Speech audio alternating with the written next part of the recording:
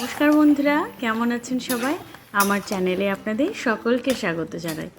তো পুঁই শাক কুমড়ো দিয়ে কাঁঠালের দানা দিয়ে চচ্চড়ি কার না খেতে ভালো লাগে। তো আজকে নিয়ে এসেছি খুব সুন্দর একটি ট্র্যাডিশনাল রেসিপি, পুঁই চচ্চড়ি। তো তার জন্য পুঁইয়ের ডাঁটা পুঁই শাক সব আলাদা করে কেটে নিয়েছি।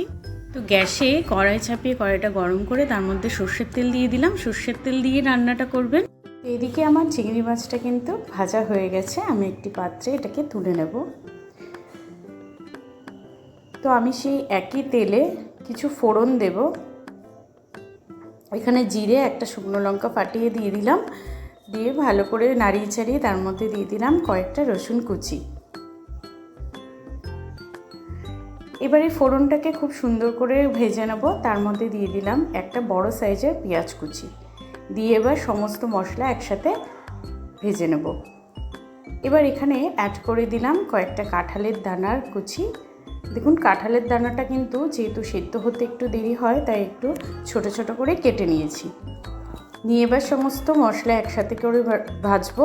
একটু লবণ দিয়ে দিলাম এখানটায়। কাঁঠালের দানাটা কিন্তু ভালো করে লাল লাল করে ভাজতে হবে, না হলে কাঁচা গন্ধ থেকে যাবে। তো আমার কিন্তু এখানটায় পেঁয়াজ দিয়ে, রসুন দিয়ে, কাঁঠালের দানা দিয়ে খুব ভালো করে ভাজা হয়ে গেছে। এবার আমি এখানে অ্যাড করে দিলাম কেটে রাখা সবজিগুলো, পুঁই শাকের ডাঁটা, কুমড়ো, আলু আর পটল। এটাকেও এবার ঢাকা দিয়ে দিয়ে খুব ভালো করে কষিয়ে নেব, যাতে মশলাগুলো এর সাথে ভালো করে মিশে যায়।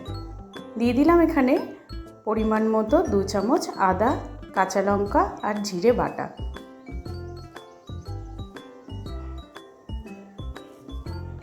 আর এখানটায় আমি একটা বড় সাইজের টমেটোর কুচিও দিয়ে দিলাম।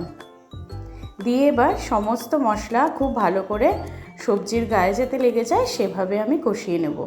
নিয়ে আমি এখানে অ্যাড করলাম পুঁই পাতা। পুঁই পাতাটা সবার শেষে দেবেন। এবার এই পুঁই পাতার সাথে কিন্তু সমস্ত সবজি খুব ভালো করে মেশাতে হবে। আস্তে আস্তে খুব সুন্দর করে নাড়িয়ে চাড়িয়ে কিন্তু এগুলো একসাথে আমি মিশিয়ে নেব। দেখুন কি সুন্দর করে সমস্ত কিছু মিশে গেছে। দিয়ে দিলাম এখানটায় পরিমাণ মতো কাঁচা লঙ্কা আর ভেজে রাখা চিংড়ি মাছটা। দিয়ে আবার পুরো রান্নাটাই কিন্তু লো টু মিডিয়াম হিটেই রান্নাটা করব এবং এই সমস্ত সবজিগুলো একসাথে মেশাতে থাকবো। এর মধ্যে থেকে যে জলটা রিলিজ হবে সেই জলটাই রান্নাটা হবে। তো আমার এখানটায় আলুটা কিন্তু সেদ্ধ হচ্ছিল না, তাই আমি সামান্য গরম জলের মধ্যে অ্যাড করলাম, দিয়ে ঢাকা চাপা দিয়ে রেখে দিলাম। দিয়ে বারবার কিন্তু ঢাকা খুলবো আর দেখবো যে সবজিগুলো ভালো করে কুক হয়ে গেছে নাকি। যদি কুক না হয় তাহলে আরও একটু গরম জল দেবেন আর বারবার নাড়াতে চাড়াতে থাকবেন। এখানটায় আমি দিয়ে দিলাম বাইন্ডিংয়ের জন্য 1 চামচ আটা।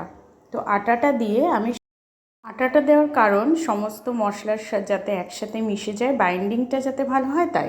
তো এখানে সবশেষে দিয়ে দেবো 1 চামচ চিনি স্বাদ অনুযায়ী। ট্র্যাডিশনাল রান্না একটু চিনি হলে খুবই ভালো টেস্ট হয়। তো এই যে আমার চচ্চড়িটা কিন্তু একদমই রেডি। একবার ট্রাই করে জানাবেন।